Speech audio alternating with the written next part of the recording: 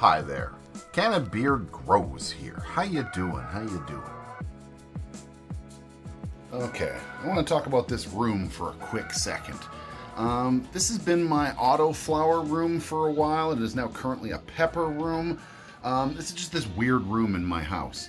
I didn't know what else quite to do with it. It's only got one major vent and a door. It does have heat in here as well. So anyway, I've been thinking, and I'm pretty sure that I'm going to trade rooms with my office and this grow room. I'm going to be putting these tents into the office and then setting up the office into this room. I think I can put the desk right here where this is currently and have kind of a similar space that we were using before. So anyway, keep an eye out for that in the future. Maybe things will be different next episode. But for now, let's get into let's get into the tent and see what's growing on. Okay, so no joke, this tent is just a jungle right now. Look how many peppers we got on these Thai dragons, man. They're just loaded. Here's the other Thai dragon over here, just again loaded with peppers, just so much. And then look at this, the cayenne. We got some colored here. Look at this. We got some red ones. They're not quite done yet, but we got some that are getting pretty close, man. Apparently the Thai dragons and the cayennes are a quick producer. Same with these weird, really big. These are supposed to be a habanero, but they just don't look like habaneros. The two of them don't even look the same. So I don't know what's going on with these two, but I mean, they're producing big, fat, happy-looking fruits, but they just I don't know. I'm not too sure of the cultivar on them exactly. And then this one here has been slow, but as you can see, it's starting to produce some peppers finally. This is also a cayenne. It was this is the little cayenne that could, and as you can see, it definitely can. So this tent, this is interesting. This tent right here is far ahead of the game.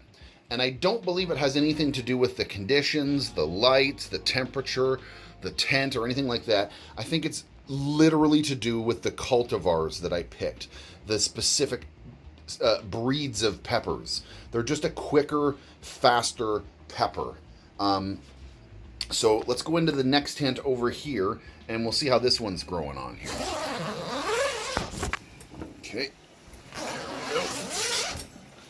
There we go. So, as you can see, there's lots of flowers in here, but there's really no real peppers to speak of just yet. We got some that are starting to show the signs, but I mean, there's this.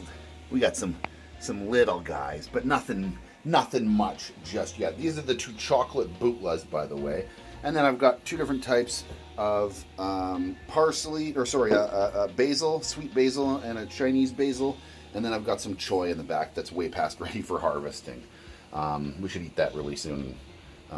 It did a little bit better in these tents than it did out in the garage. I think due to the fact that I've been keeping the temperatures here in these ones during flower a little bit lower in this room. And I think that made a big difference for a cold weather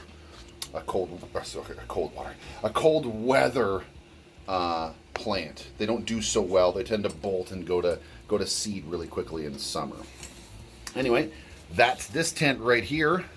Let's have a look at the other one. Okay, here we go. This is the final tent. There, we got some lettuce growing pretty strong in here again, liking the cold weather much more.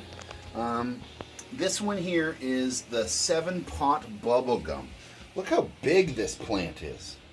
Look at that. It's almost touching the light. Look at that. That is pretty close, man. It almost wants another tent.